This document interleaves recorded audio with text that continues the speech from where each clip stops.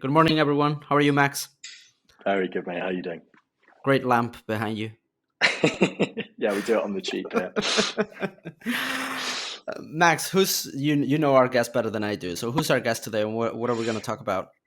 So today we have the fantastic Chris Cederskog, who is the founder and CEO of Sunhero. He has had a very interesting career, actually, starting his professional history as an analyst at Deutsche Bank in Berlin, I believe, before becoming the founder of a business called Kontoblick, web-based and independent personal finance application in Germany, back in the days of kind of the early heady days of 2008. He then moved for 2 years at a company called SpringStar in Berlin before, I believe, Chris, correct me if I'm wrong, being one of the first European employees at Airbnb, running international expansion in various regions.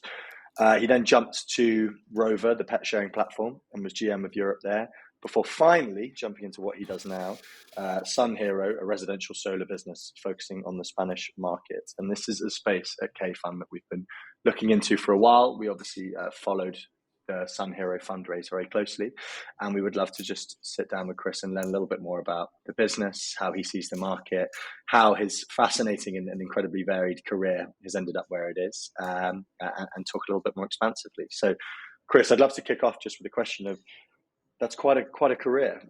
What's the thread? How do you see the themes through this, and what were the big decisions that kind of changed your direction throughout? Well, good morning, first of all, Max, Climate. Thanks for having me. Great to be here. So I think the throughput for me personally has been kind of on I think ultimately on two fronts. The first is what I tend to end up doing, which is I love the intersection where consumers meet data. So the intersection between marketing and finance and sales. That's been my favorite place to be. Is that what you studied, Chris, in university? So I studied business administration, very generalist. I didn't have a particularly strong marketing focus. I actually had more of a finance focus. But I kind of fell in love with consumers very early in my career. So as Max said, the first company I founded was Kontoblick, which nowadays would have been called a fintech, but this was 2008. The term fintech didn't even exist, and worse, it was a consumer fintech, and we missed mobile, so we're pretty much doomed to fail. Back in 2008, it was not obvious. I have to keep reiterating this. 2008, it was not entirely obvious that mobile was going to be such a thing. The iPhone had launched, but the App Store actually hadn't launched, so you couldn't actually have developed anything natively on mobile yet, and so we just missed that. And then this is not in my CV, but I ended up joining Zalando for a consulting project. I ended up staying there for about 6 months back when the company was 100 people. Everyone was sitting on folding chairs and had these tiny IKEA desks. And that's when I really met my kind of consumer passion. And I've always had a relatively... I was going to say, those were the strong Rocket Internet days, right? Around that time. So I mean, ironically, Zalando kind of has this Rocket Internet stamp, but Zalando was actually not founded by Rocket Internet. They were kind of founded in parallel, and there was a lot of crossover of people. But Robert, the CEO, he was really doing his own thing, and he brought a lot of Rocket skills and also probably a lot of Rocket mentality to the company. But he ultimately really did his own thing. And I think the company was extremely obsessed with the customer, which also they kind of had to be, because the founders and the management team were really not part of the target group. They were middle-aged, and back then everyone was a lot younger than they are now, but early 30s, give or take, young, relatively wealthy in the grand scheme of things, white men. And that's not the Zalando target group at all. So they really had to work extra hard to understand the customer. And I think that's where I learned a lot of that. And then Airbnb, I think that was clearly one of the pivotal steps in my career, it was all about understanding the customer and understanding, how to talk to people about the product and how to launch things and how to make them grow. And so I've always loved this combining the intuition, the understanding for the customer, the things that you can't put data behind, and then using data to supplement and making decisions. And so that's essentially been the biggest theme in my career, and really being focused on consumers has been the biggest theme in my career. And how small was Airbnb when you joined? So I joined, my employee number is 109. So it was technically about 40 people in headquarters, maybe 5 or 10 people in Europe. And then there was maybe 50 customer support agents spread out throughout the world. So that was roughly the setup when I joined. And I joined with this mandate to, help us grow internationally, help us build up Europe. Europe was already then the biggest market for Airbnb, but the company was based in San Francisco. And I ended up staying for quite a long time, again, doing things between generalist international expansion, kind of GM type of stuff. Then I did a little bit of a stint in finance. Was very close to moving to the US. I had a great offer from the CFO to join the finance team and play a big role there. I actually had the visa in my passport. And then at the 11th hour, I backed out because I said, this company is a rocket ship. I can't be Monday morning quarterbacking in the finance team. I have to be on the front lines, and the front lines are in Europe. So I need to stay in Europe. So then I took over as GM for Central Europe, managed all the German-speaking markets, all of Eastern Europe, all the way down to Israel. And then got to the point where it's like, okay, now if I want to take the next step, I have to move to the US. Like time has come. And then decided it's time to go. I joined when there was 100 people, and now we're like 5,000 people. It's a completely different business. I'm probably not built for. I'm a little bit too much of a pirate for a 5,000 person organization. So you did not move to the US in the end? No, in the end, I never moved. There was a year in between where I basically lived on a flight. I spent about 2 weeks in Germany, 2 weeks in San Francisco, going back and forth every 2 weeks. And so this prompts a question that I think a lot of people listening, and including myself, would find interesting. So Borja from our team did a not dissimilar thing with Stripe, joined a little bit later, but basically launched Southern Europe and ran Southern Europe for Stripe. And his story of it is fascinating. That I think he saw one of the Collison brothers at an event or speaking at an event, and he was like, I want to be part of that. Like, that's fascinating. And he basically cold outreached him and was like, I'm a Spanish guy. I live in Madrid. I don't know if you have any interest in the market down here, but if you do, I'm the guy who should be doing this. And I think for especially operators, right, everyone wants to, if you can only put your eggs in 3 or 4 startup baskets between the age of 20 and 40, really, or maybe 5 or 6 at most. How did you come to find a business that would become so foundational early on? And what's the mix in your eyes between luck and better judgment? So there was a pivotal meeting that I had with one of the guys that I work with. So when I left Zalando, I started this incubator, SpringStar, with 2 German but Swiss-based investors, Klaus Hommels, who then went on to raise Lakestar, and Ollie Jung, who's kind of a prolific angel based out of London and Israel. And Ollie and I were working quite closely together, and there was a guy who we met who I had known from university. And we had this meeting. We wanted to talk about building something in Latin America. And he had just come back. He had sold his business. He had a small exit, and he had spent like a year touring around the world. And he was kind of back in Berlin. And we met in a cafe, and we talked for about an hour and a half. And for about an hour and 15 minutes, this guy is telling us about Airbnb. And we're like, this meeting is not about Airbnb. This meeting is about building a venture in Latin America. Why are we talking about Airbnb? Because he was a host. He was one of the first hosts in Berlin. And he'd basically sublet his place while he was out and about. Again, this is like early 2011. Like, this seems totally obvious now, but back then it was like completely non-obvious. And Ollie and I walked out of the meeting, and we said, like, A, there's something wrong with this guy because we wanted to talk about a venture in Latin America, so he's clearly not up for it. And B, there's something here with this Airbnb thing. We don't know what it is, but there's something here. Because if the customers are talking in a business meeting for an hour and 15 minutes about a product that they're not getting paid to talk about, the meeting is about something else, there's something here. There's something here that is bigger than we can understand. And then we had the opportunity to meet with the founders. The story how I met the founders is actually is actually quite funny. I was in Berlin, and I get a call. I was actually in bed. I was sick. I had a fever. but I had to go to the bank because we were subletting a new office space, and I had to kind of sign some papers to get the deposit or to pay the deposit. And I get a call from Ollie, and Ollie's like, "Can you be at the airport in Berlin in like 15 minutes?" I'm like, "Well, no, I can't because I'm in the middle of downtown, but I can be there in like 30 minutes." Why?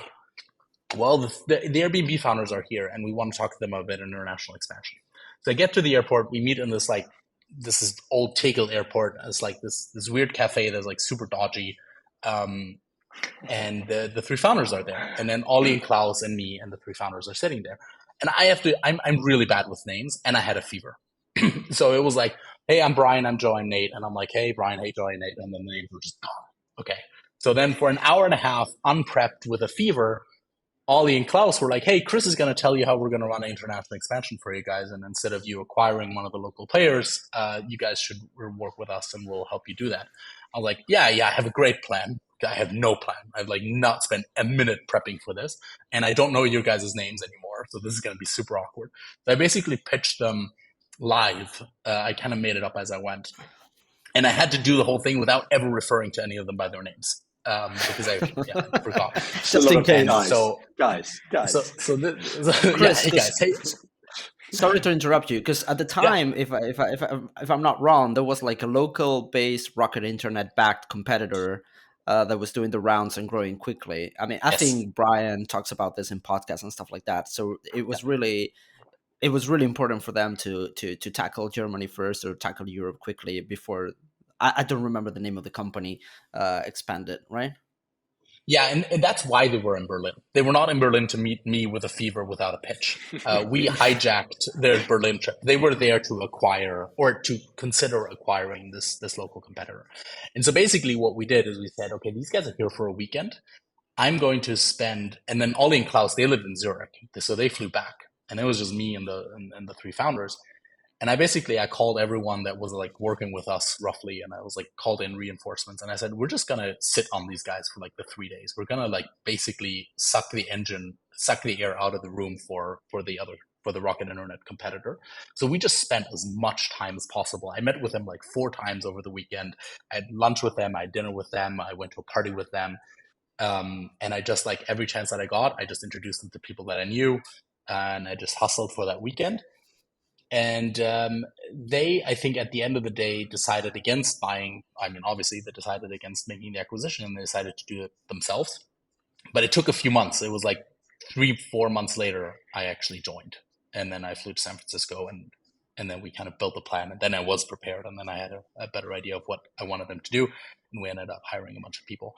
And so it was like a incredibly, I can't call it exclusively luck because we wouldn't have gotten the meeting had Klaus not been on the board with Mike Moritz from Sequoia at Klarna or something. Like there was a connection. Like there's not like I didn't bump into them on the street. But I think there was a couple of moments, and that one meeting with the entrepreneur in Berlin where he talked about Airbnb was one of them, and then the meeting in the Berlin airport with the founders. Those were like 2 moments where you have like you have to take like the real insight out of the data and then just go. I mean, I basically went all in. And at the end of the day, SpringStar as an incubator, if you talk to people in Berlin, it's considered a failure. It was a failure because we ended up working with Airbnb, and Airbnb just sucked all of the resources out of the incubator because we basically just we just went all in. So we basically had to sacrifice this baby that we built and that was working reasonably well, probably would have done a little bit better had we continued working on it. But we just decided to basically sacrifice one lamb to go after this big fish. The analogy doesn't work. But you get the idea. I'm a pretty firm believer that luck is molded, not made, and I think that's a great example of it, right? Like you can't engineer that opportunity, but you fought through a fever. You took Brian Chesky to Panorama Bar, and you spent 4 times with them over the weekend. Like you definitely jumped on that opportunity as it came. And so then you worked in a bunch of digital. I mean, Airbnb obviously involves a considerable human component, but a bunch of very digital businesses. And now you do something that has like a relatively, as far as I understand, complicated and an intricate supply chain and involves a large amount of human and hardware components. How's that switch been? How have you found that? What's been easy? What's been hard? Hardware is hard. I think it looks the businesses that I've worked on in the past, they look more digital than they are. I think, if you look at, Zalando or fashion e-commerce, there's a huge operational component. You have to put the right shoes in the right box at the right time in the right warehouse, and you have to ship it to the customer and all the things that are attached to that. And with Airbnb, I think that's a massive misconception that it's a digital business, because at the end of the day, Airbnb is not the website, it's not the app, it's not the thing that they launched last week. It's the person who gets off of a flight at 11 p.m. in a city that he's never been in, puts his wife and his kids in a cab, and drives to an address that he has on an app, and there's a guy there opening the door or not. And the place is either what he booked or it isn't. There's that those is great early stories incredibly about the business. complex. There's those great early stories about the business of literally sending like team members around to photograph apartments to be like, we just need to get these listings on, like we just need to get them done. Yeah. So I think, at the end of the day, that is the product, and that is an incredibly, they found a way to find they found an incredibly scalable, tech-driven solution to that problem. But at the end of the day, it's still, the things that go wrong there are, dangerous and important and incredibly impactful to the business and the brand. So in that sense, I didn't see the switch as that massive. I think for me, at the end of the day, the switch came very, very simply. I became a father, and I had a daughter in 2019, and I woke up a few months later and I said to myself, what am I going to spend the rest of my life on? And I can continue flying back and forth between Berlin and San Francisco and helping US companies expand internationally, and I have the track record to do that, and I know how to do it. But at some point, my daughter is gonna figure out, like, why is dad working so much, and what are you doing? And I just had this very simple realization: the answer cannot be I'm helping some HR software expand to France. That is just not within the option set for me. I realized that not everyone has that optionality in life. I had that optionality in life. And I said, okay, so I have to do something with climate, because that's the only thing in my mind that is really worth my time. And within that, I got to like a very couple of like very quick realizations. And the first one is that I said, you have ultimately a hardware problem in climate. You need to either generate electricity more efficiently, or you need to suck carbon out of the air, or you need to store carbon that's already in the air. And those are kind of like, roughly speaking, the options. And it's brutally oversimplistic, and I'm like glossing over a lot of stuff, but all of those involve massive amounts of hardware deployment. And so that was the first realization. I said, okay, this is going to be pretty challenging, because this is not an easy problem to solve, because you have global supply chains, you have ships on the Atlantic and every ocean, you have factories and oil refineries all over the world. Like, you can't build it in like a data center in Helsinki and be done with it. Like, you have to build it where it's being produced and where the carbon is being emitted. So that's very hard. But I think if I then look at like solutions to hard distribution problems, I think there's principally two ways of going about it. One of them is to say, let's build a better product. And the other one is to say, let's build a better distribution. And I think it's a little bit of a fallacy in let's say, my previous world, like Berlin, London, San Francisco startup venture world, to say it's product. It's always product. Product is always the answer. I don't think that that's true. I spent a year in Ecuador in the 90s, and I had my first computers there. And the computers in Ecuador in the mid 90s, we were installing Windows. We were installing it off of floppy disks. Those floppy disks, they somehow got there, and they were installed there. That's not a product problem. That's a distribution problem. The fact that I can click in Apple Store and buy an iPhone and it gets delivered to me within like 48 hours, that's a supply chain and a distribution thing. The fact that the iPhone is amazing, that's a product thing. But the distribution piece, I think, gets like massively glossed over in a lot of these businesses. So I find that the distribution question is kind of the more interesting question. It's also the more solvable question. And so that's where I started. I said, I'm a consumer guy and I know how to do distribution. So let's find a consumer product that we can distribute. And that's how I got to PV at the end of the day. Fantastic. And so I think that touches on a kind of broader question that we discussed just before we started recording that I think is fascinating. So you just raised a fantastic, €10 million round from actually a bunch of very good friends of ours, so the likes of All Iron, Planet A, Speedinvest, Forward, Redstone. And when we've at Kfund looked at businesses in the kind of B2C solar stack, we look more for tech differentiation traditionally and have looked at, I think I remember having this conversation with you of being like, we think you're building something amazing, but for us, exactly as you say, this is an operations distribution problem.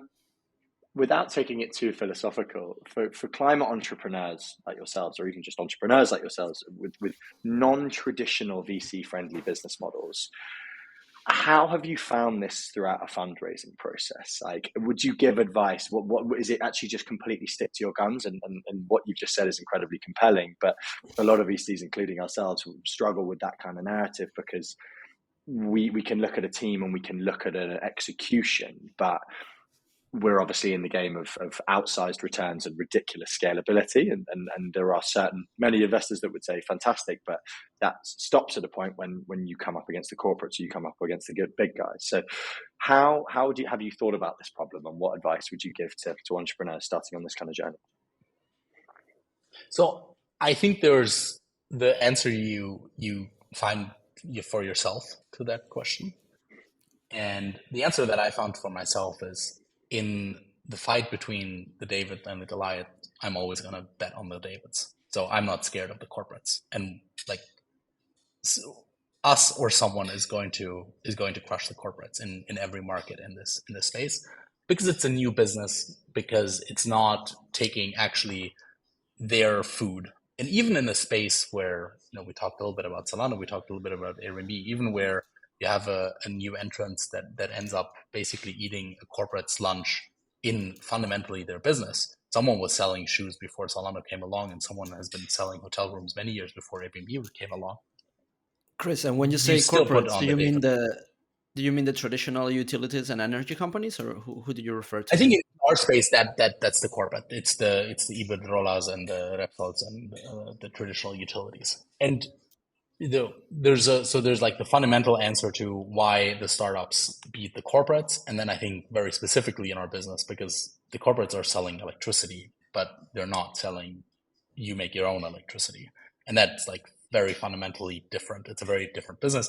That's the answer I give myself. I appreciate that answer does not always convince every investor. It didn't convince you guys. It didn't convince a lot of people.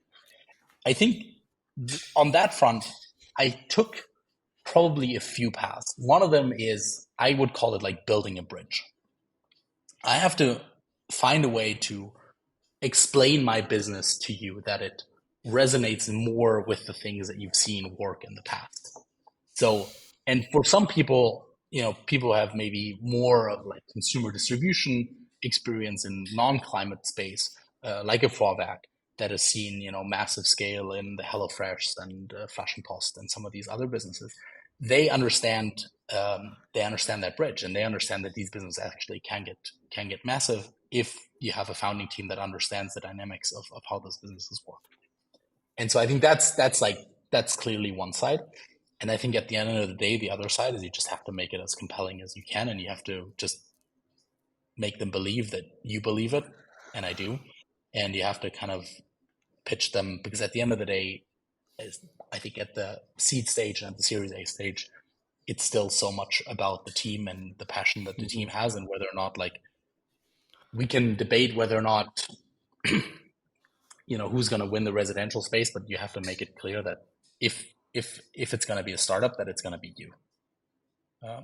That's the other side. Chris, but it's hard. You mentioned it's about super hard. Yeah. Sorry, Jaina. No, I was going to say you talked about explaining the business to investors. Why don't you talk a bit about what Sunhero is exactly? How does the business model work?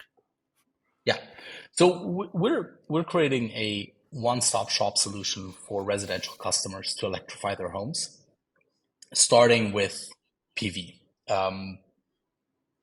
we started in Spain and we believe very much in the Spanish market.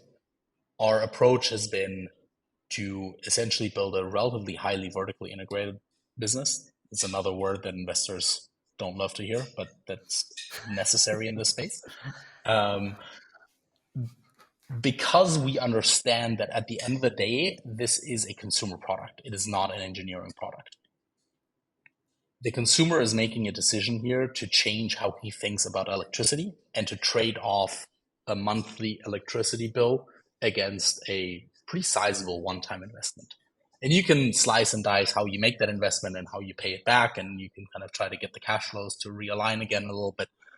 But at the end of the day, you're still getting the consumer to make a pretty big decision. And this decision is incredibly difficult to make.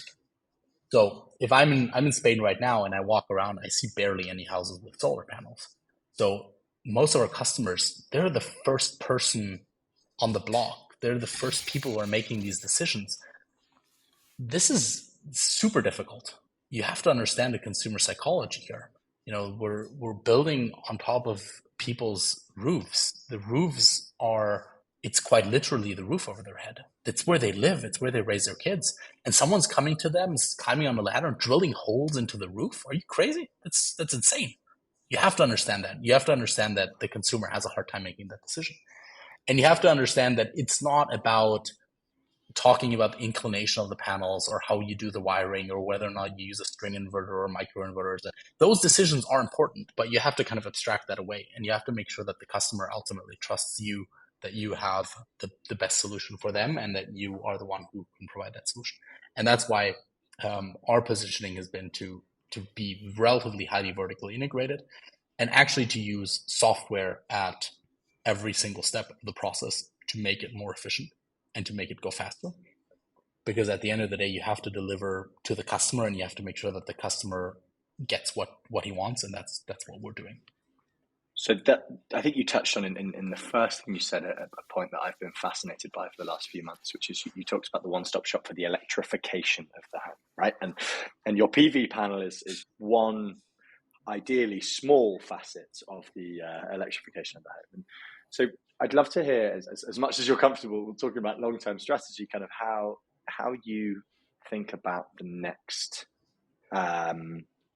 few steps. Because I mean, you're seeing like there's some great stats I've been reading recently, right? 60% of Sunrun installations in the US are now coming with a battery, and Enpal, I believe, from everything I've heard, are moving into heat pumps. They're also very possibly moving into Southern Europe. And I think the thesis, at least I've developed around this with our team, is that electrification of the home is where things get really interesting, because then you can build an ecosystem, play around it. You can start integrating actually like grid flexibility services into stuff. You can start looking at actually like how that consumer manages their EV, their battery, their HVAC, their panels. So what's the next set of steps for you guys? Like, and how do you feel about moving from theoretically one bit of hardware to either different bits of software or different bits of hardware? Yeah, absolutely. So I think the way that there's kind of the strategic question, which is ultimately, you know, who ends up owning the customer in this game? Is it the installer? Let's say, is it the Sunhero, or is it the person who has like the electricity management app? And obviously, distributing the electricity management app is a lot cheaper than distributing the installation, and you can use a lot more software on that front. But I believe that ultimately the customer attachment outweighs the cost. And we see that in our referral share. We see how many customers recommend us. We see how quickly customers get back to us, how much they like the service, and how engaged they are. So that's kind of our belief, is that strategically owning the distribution is actually incredibly valuable here. It's more valuable than kind of owning an app that the customer has. You probably still want the app though. So I think the way that we think about expansion on the product side is kind of in 4 dimensions. You have hardware, services, financing, and software. So on hardware, you can take kind of I kind of put a pin in the second, and then, or I put a pin in the middle, and then I draw circles around it. And the pin, the center is the solar panels. Why the solar panels? Like, why do I start with the solar panels and not with the Alexa or the smart home? And it's a couple of things. Solar panels have gotten incredibly cheap, so that makes the investment case quite attractive. They're also relatively easy to install because they're additive and they're installed on the roof. So I don't actually need that much access to the customer house, especially not for planning. Mm-hmm. And I can use satellite images, I can use software to plan. And then the final step in the process is they're visible. The customers don't always love that. I love it. The fact that they're visible, that is free word of mouth marketing. So that actually makes the solar panels an incredibly attractive place to start. Much more attractive in my mind than, let's say, a heat pump or an HVAC. Because from an operational point of view, the HVAC and the heat pump are much more complex and they are not as visible. So then you can kind of say, okay, so the solar, the PV system is the nucleus. Then you draw circles around that. The battery is the obvious next step. All right, so we put PV as the nucleus. For us, it's the starting point for clean electrification. Then we draw circles around it. The most obvious next one is the battery. In Northern Europe, we see battery attachment rates. So how many systems are sold with batteries of upwards of 70-80%. The US has some catching up to do there. I'm glad to see Sunrun come up to 60%. They were significantly below that just a few years ago. And we see our battery attachment rate also growing quite steadily. We're about at 25-30% right now, and we expect that to grow to 50-60% over the next couple of years. So that's the battery. The battery makes sense for a lot of consumers. Then you get to like HVAC/heat pumps, which is, I guess, effectively the same technology. I'll be very honest, I'm quite torn whether or not that should be within our scope or outside of our scope. I see that a lot of players in Northern Europe are starting to add that to their scope. I'm not quite convinced yet, but they've also thought about it more than I have. So they probably have made some good decisions there. My logic, I'll be very honest here, is that it's such a different type of installation that you end up, there's a limit to kind of like the operational complexity that you want to put onto one shoulder. Because it's essentially, you need to pour concrete, you need to drill through insulation. It's not just cables, you also need to do wire, piping, and it gets complicated, but I could be wrong. So I think that's like a debatable point. So I think that's kind of like the hardware progression. And then you get EV chargers also clearly within the scope. That's also very interesting hardware product. And then you start getting into like some smaller bits and pieces that you can do to like better energy management and better breakers and switches, etc. So that's the hardware side. On the services side, I think that the obvious pieces are, maintenance, or what in our business is called O&M, operations and maintenance, and insurance. Those are kind of like typical services that you want to offer. And then on financing, I think this is kind of one of the most interesting pieces because it's a massive debate within the community. Should you just sell systems? Should you rent systems? Should you lease systems? And people have very, very strong opinions. My opinion is actually that in the long run, most models will exist and they will coexist. I don't think that this is one model is superior than the others. And I think, we offer multiple financing options. I think there is some innovation to be had on that front as well, because ultimately the customer is increasingly, because as you add all these hardware products, the ticket gets larger for the customer. It's great for our margins, but it also makes the decision even harder for the customer. And all of a sudden it goes from let's say 10,000 euro investment to a 25,000 euro investment. And that's just a bigger investment. So you have to think about ways how you make this more manageable for the customer. But at the same time, you're already selling a relatively complex product as the physical product that you're selling. Is how much more complexity do you want to add on the financing structure?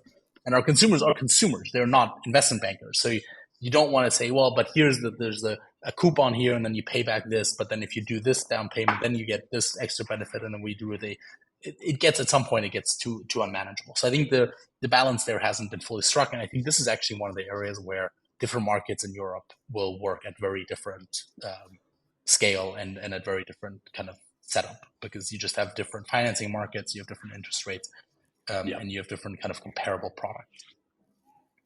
So that's hardware, services, financing. Software is the last piece. It's quite obvious that you want to have a centralized app where the customer can see their consumption, their production, what they're putting into the grid, what they're getting out of the grid. It's an interesting, on the software side, this is super interesting because if you look at the reviews of almost every player in the market, like nobody has nailed the app side of things. I can't tell you what it looks like, but I can tell you that nobody's nailed it. No, or at least none of the big players have nailed it. Like Sunrun hasn't, NPAL hasn't, none of the utilities have. I understand why it's hard to nail at this point, but it is hard to nail, and nobody's nailed it yet. But I think Why is it once you hard? nail that, that's because it's not an investment case. Because you don't need the app to make the business work. Yeah. That's like the fundamental reason. And then there's a practical reason. So let's take NPAL. Like NPAL installed, give or take, 20,000 systems last year. And they're probably by far the largest player in Europe, though maybe some people will debate that. I think they are. But if you look at a consumer app business, 20,000 new users, that's zero. I mean, that's zero. Like it's so if you think about, okay, let's segment users by age. Let's segment users by age and gender, and we only want people who installed the EV chargers and the batteries, and we want to run an A/B test on some new feature. It's like, yeah, but now we need to like wait for, I don't know, 6 months for the A/B test to give any results. So like you just can't do app development the way that you would if it were like a traditional consumer app, and not 20,000 new users. Not even every one of them is installing the app, and then you have Android and iOS, and you have all the slicing. Once you slice it 3 times, you just get to such incredibly small numbers, and that's the leading player. Yeah. So touching on this, Chris, this is actually one that I'm a skeptic on human laziness, right? In the sense of I will engage with the route of least resistance at all times as a consumer. And I think exactly as you say, the businesses don't need the app to run, right? Like you don't need the app for your panels to produce energy.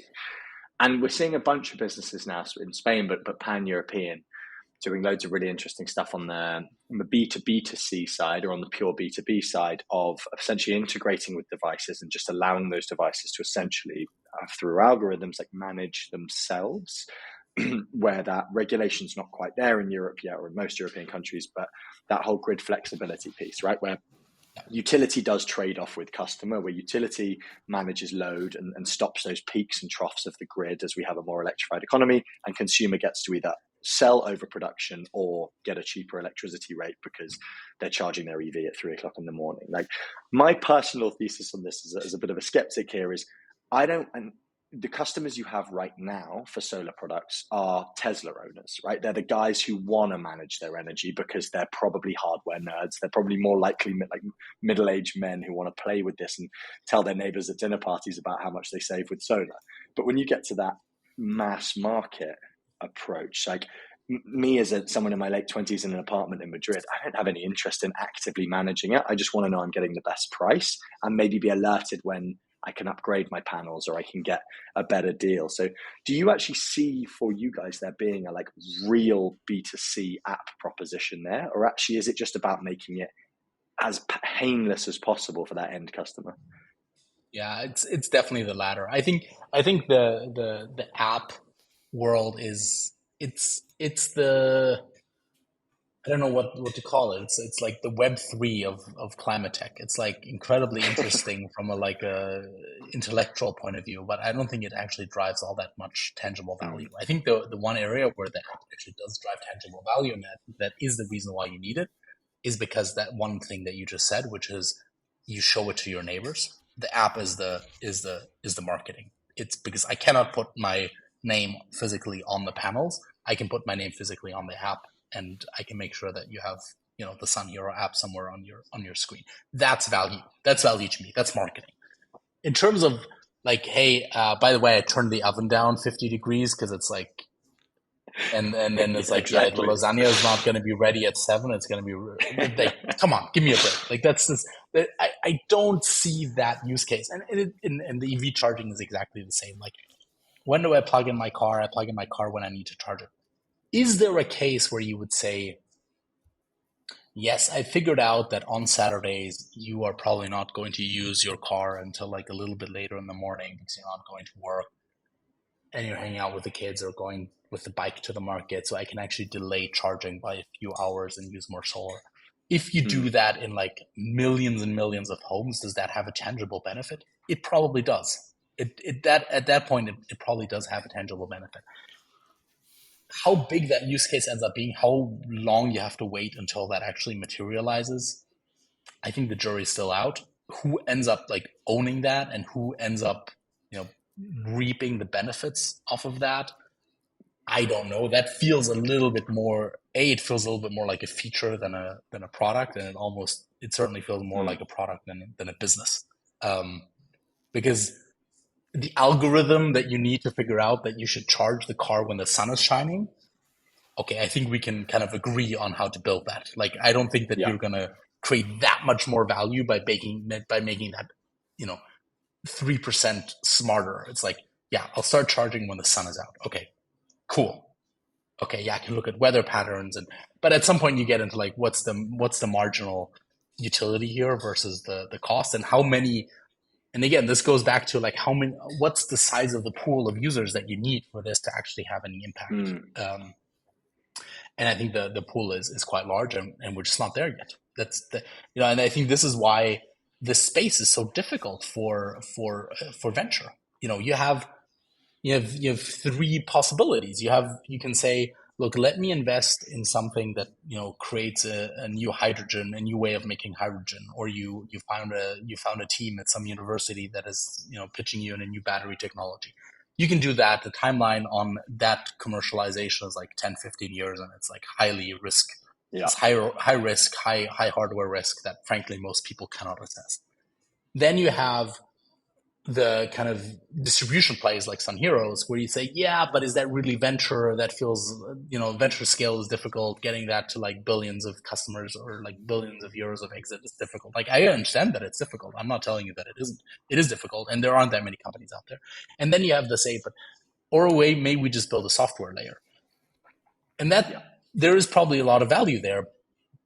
But you have to kind of do step 1 and step 2 before you can actually use software to optimize it with step 3. And so you kind of, I think on climate tech, you're kind of waiting for the Google Maps, like that you don't have like the base technology there yet. You don't have enough solar panels. You don't have enough homes that are electrified.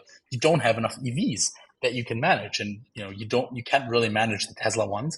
I don't know if you can manage the VW ones. So you can't do vehicle to grid. So you're missing the Google Maps, the Stripe, kind of the foundation to build these technologies off of. And that makes it an interesting theoretical thing, but difficult to practice.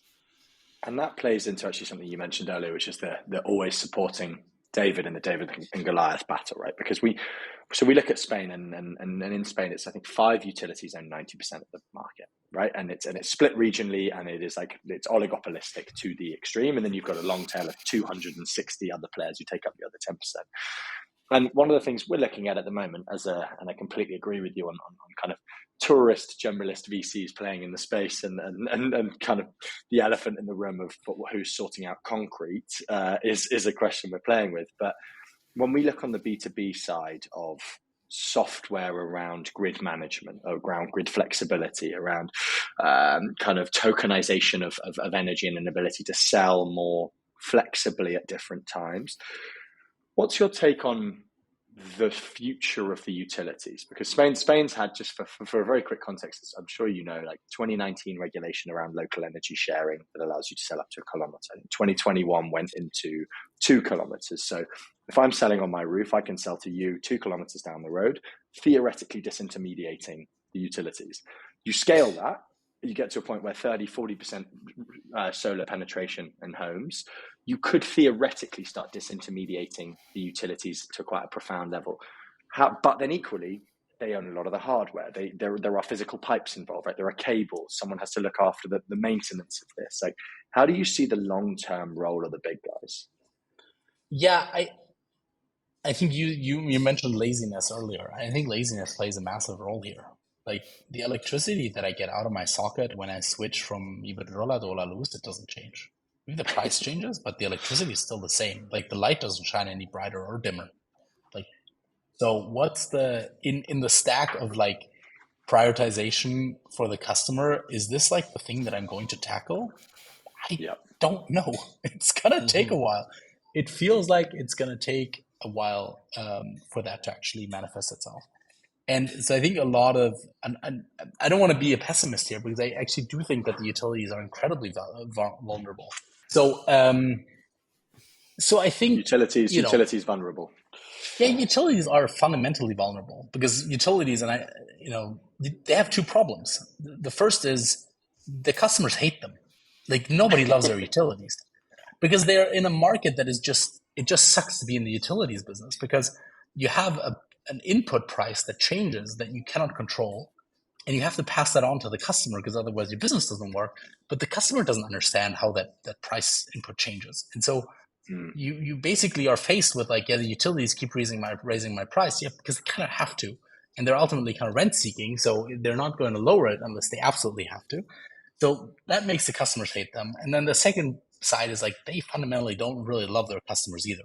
So that it's a very difficult business to be in. I do not envy them at all. And I don't think that in the long run, they're going to be as vertically integrated and as pervasive as they are right now.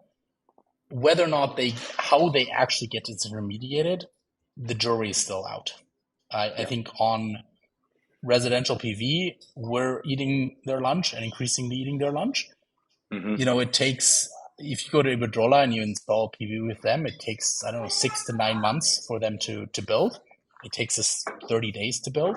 So, that's a massive selling point for our customers.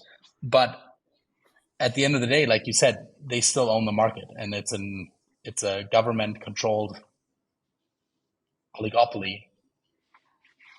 But there's always ways to worm yourself in, and the market is so big, the spend is so big, you don't need that much of the market to build massive businesses, and I think a lot of people will, and then over time that will just erode their dominance in the market and their ability to make margin. Sure. Jaime, if I can ask one more, and then I've been hogging Chris's time, but you talk about government supported oligopoly, and totally hear you. And one of the things that I think we see is pan-European is regulation often drives industries, and then climate regulation is driving a ton of industries, right? Not only Inflation Reduction Act and Green New Deal, but actually just like European guidelines, local mandates around how you have to do things at different times in different places. And it's this fascinating regulatory framework change where Scandinavia are pushing things that then Germany will adopt, then it'll be the UK or France or Germany, France or Spain or whatever. How do you see the local idiosyncrasies? Like what are you looking at that you think is really exciting around Europe? And I think the bigger question of, there is word on the street, the likes of Enpal are moving outside of Germany, but traditionally in this market, we've seen residential PV be very local, right? Because you have to build installer networks, you have to actually build, like you have to speak to customers in different ways, regulatory frameworks are different. Like, how are you seeing that local versus international play, and does that play into your thinking about building the business? Yeah, I think it's an interesting question. I think at the end of the day, the market is so nascent that any notion that things have been a certain way, I think it's difficult. That's a tough case to make because the market ultimately is so young. So I think the jury is still very much out on whether or not it's going to be one European player that ultimately rolls up most of the businesses, or whether or not you have these strong local players. I do think our philosophy has been that Germany, particularly Germany, is in a very different place than most other countries in Europe because they just started 10, 15 years earlier than almost everyone else, and because they just have a lot more economic power. And at the beginning, you are dependent on the customer that says, yeah, I'm making an investment case, but I'm really buying this because I want to, because I think it's cool, because I want to be, it's not that I want to be saving money. It's not about if I do the kind of net present value calculation, I get to like some IRR, and that's not really why I'm doing it. It's because I'm a little bit smarter than my neighbor who lives across the street because he's an idiot. And that's why I'm doing it. And that's really, that psychology, I think, is quite important. I think that ultimately drives a lot of customer decisions. And I think that's where Germany is just at a different place than Southern Europe, and it just has a lot more penetration than Southern Europe. So I'm not sure if NPAL is going to be super successful in Southern Europe. I think they will come here. I think they're looking at Italy as a first market. I think they're gonna do well. They obviously have figured out like a ton of stuff about this business. I would place my money on them over the traditional utilities any day of the week. But at the end of the day, you have to find a way how to be local and how to solve for the local idiosyncrasies, and there are just tons. What share of people live in residential homes? What's the penetration? What's the electricity market look like? How much roof space do you have? Are you using PV to primarily run your HVAC or primarily for heating and EV charging? All these questions, the markets are going to be very different. I think the great news for us, and I think the great news for anyone who's in this market, is that ultimately, even in a market like Germany, penetration is at 10-15% of homes. And that's taken like 10-15 years. Like you maybe add like 1 to 2 percentage points penetration a year. There's still a lot of room out there. And when I talk to people who are installing PV in Germany, and people ask me like, "Hey, Chris, can you help me out? Friends of friends," and they're like, "NPAL, never heard of them. I don't know who these guys are." Like they don't own the German market, because even in Germany, nobody owns that market. And I think that's where you can build a massive business in almost any market. I ran the numbers once. I think you could build a multi-million euro annual business in Croatia, which is a market that nobody cares about because the tickets are huge and you don't need that many customers. Yeah. Fascinating. Well, I mean, NPAL have got to a unicorn valuation pretty quickly in just Germany, right? And that's admittedly on quite aggressive multiples, but nonetheless, they've done it in a very short amount of time. Chris, before we let you go, and I know you're time constrained, but we usually ask a couple of closing questions to our guests. So can you recommend us a book or any kind of content, can be startup related or not? And can you also recommend us someone to invite to the podcast that hasn't been on before? Yeah, for sure. So I love reading the IEA reports. That's super nerdy. Within the energy space, the IEA is kind of one of the authorities, particularly their forecasts on electricity that they put out annually. I find out there's a lot of interesting content in there. And I particularly love how wrong they always are, which is, every year they make a forecast and then every year they have to revise the forecast out. Because they do I think a 10-year forecast and then they're already off in year one, and they've been doing this for 20 years and it's just fun. But it's admittedly a little bit nerdy within our space. And then in terms of guests, I would recommend that you guys talk to Jaume from All Iron. Jaume was one of our early believers. I love the team at All Iron, and Jaume is one of the most knowledgeable people that I know on electricity and electrification and clean tech. I think he would make a great guest, and he's a super fun guy. So that's my recommendation. Fantastic. I'm enjoying the image of you sitting on a beach in the Costa Brava, chuckling at the IEA reports.